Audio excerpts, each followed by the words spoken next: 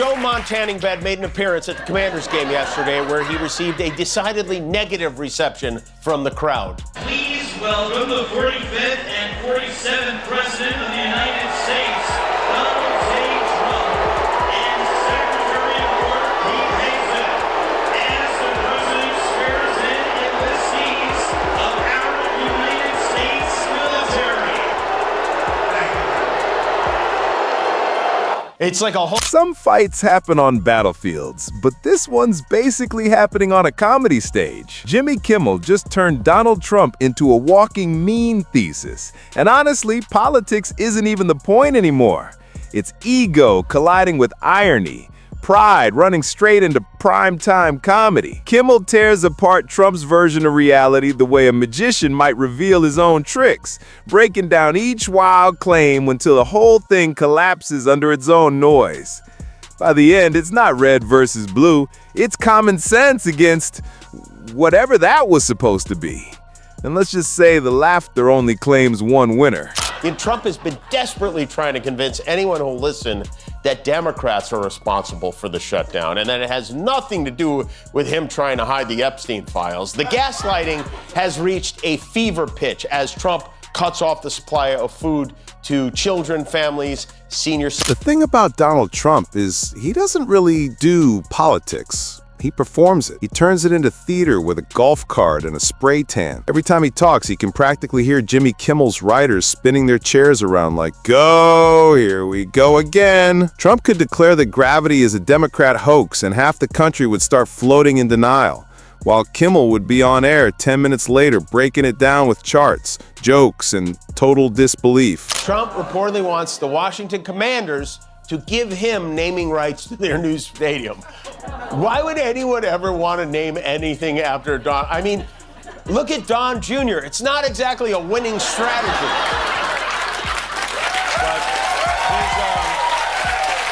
Trump isn't just a public figure. He's a full-time content factory. It's like reality TV grew a personality, ran for office, and refused to ever shut the cameras off. Everything he touches becomes either a scandal, a punchline, or a sketch from SNL that somehow aired in real life. He doesn't hold rallies.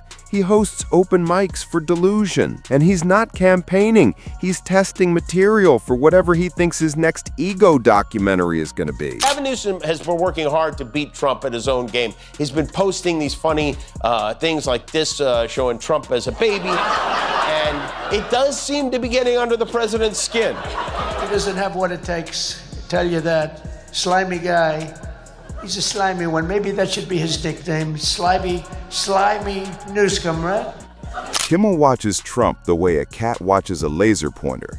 Amused, slightly irritated, but completely aware he's controlling the moment. Because Trump hands him material no comedian could improve if they tried. You literally can't parody Trump, because Trump is already parody. Every speech he gives feels like Shakespeare rewritten entirely in caps lock and typo-riddled tweets. You can hear the boozer does the narcissism force field block it all out. And then Trump, who, one of the fun underrated things about him is how little he knows about anything. Like, this is a guy who helped start the USFL. He owned a football team, and yet anyone who knows anything about football can immediately tell he knows nothing about football. How many touchdowns did you have back then? Oh, 6, is that right? 7?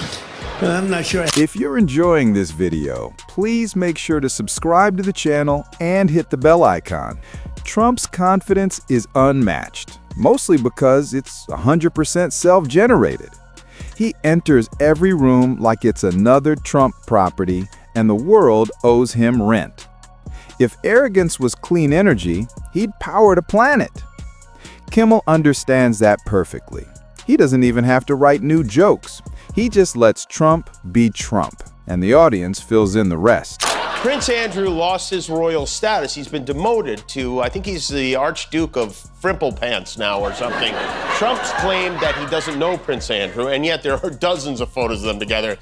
Here's just one of the many. I don't know if, what happened to Andrew in that photograph, but Here's one of then Prince Andrew walking away from Trump. And look who else is in the picture, peeking in from the corner. You got convicted sex trafficker Ghislaine Maxwell, who Trump wishes well and just had moved to a much more...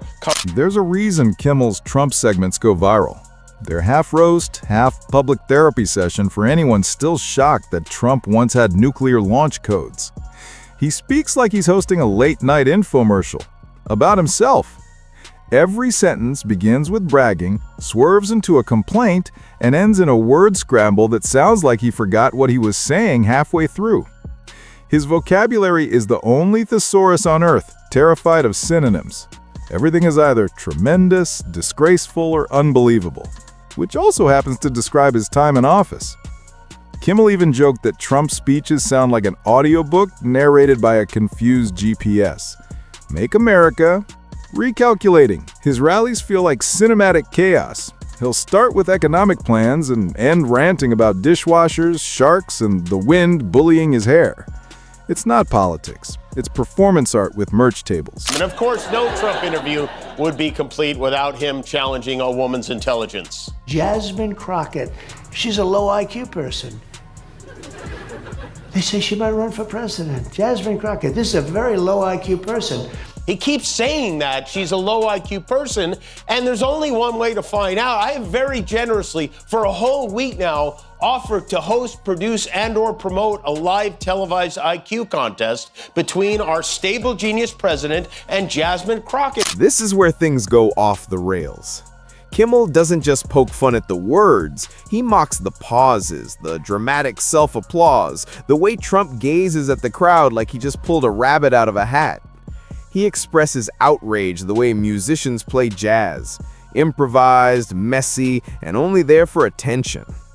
One of Kimmel's favorite running jokes is Trump's obsession with size.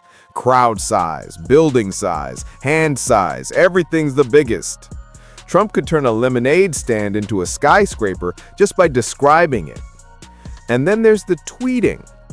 Trump doesn't tweet, he broadcasts emotional earthquakes.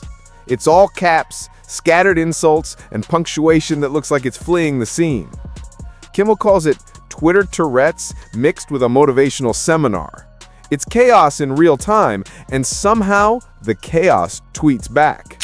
I would have liked him as a quarterback. You definitely would have had like 6, 7 touchdowns there. He puts it in your hands. Now you see some of the guys with the powerful arms, and they throw it so hard.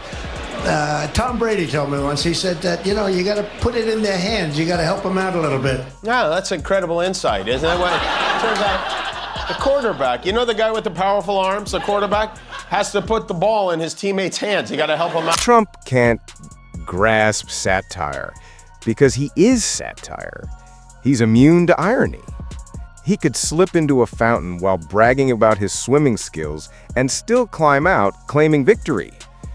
Kimmel doesn't roast him because of politics. He roasts him because Trump treats embarrassment like a marketing strategy. When he starts speaking in third person, Kimmel stares like he's watching a car slowly sink into a lake. Trump praising Trump is like a sports commentator narrating his own wedding. The audience barely needs punchlines. The footage speaks for itself. Said she's in. She told me herself she accepted his challenge immediately, but we still don't have an answer from Donald Trump. I know he knows about it. I said it on TV.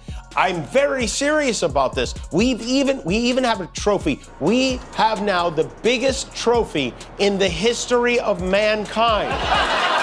Look at the size of that thing. Can you imagine that beauty on the White House lawn? A physical testament to Donald Trump's intelligence. Come and get it, Mr. President.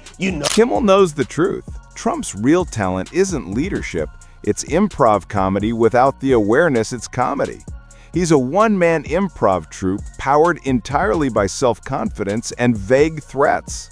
Every statement begins like a policy plan and ends sounding like a Yelp review of America. People are saying incredible things. Everyone agrees. He basically invented the political version of a word cloud.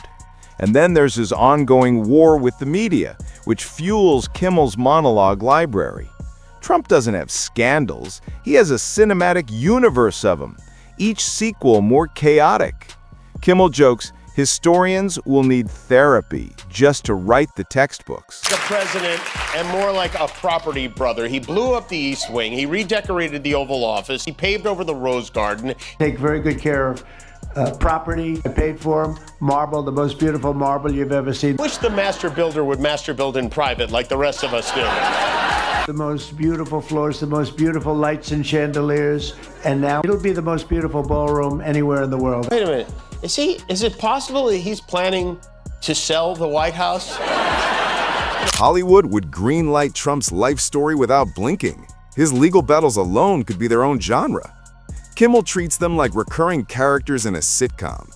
This week on Indictment Island, our hero claims everything is rigged while also insisting he did nothing wrong. The comedy isn't in the accusations, it's in the confidence he delivers them with. And then comes Trump's deep love story with himself. He says he loves America the way a used car salesman compliments the vehicle he's trying to unload. You have F. Sharp Fitzgerald lapping it all up with his sidekick, little Marco Rubio. Look at Marco Rubio. It's rare you get to see a photo of someone at the precise moment their soul exits their body. There were all manner of colorful outfits at the party, including this guest who showed up in a prison jumpsuit. It wasn't a costume. Turns out it was a wealthy donor who came straight from Rikers Island to think. Somehow, Trump still believes he's the heroic center of every narrative. Every speech is the same arc.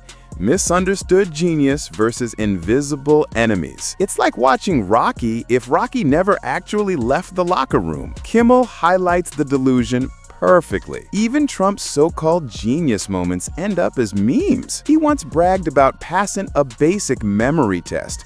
Person, woman, man, camera, TV.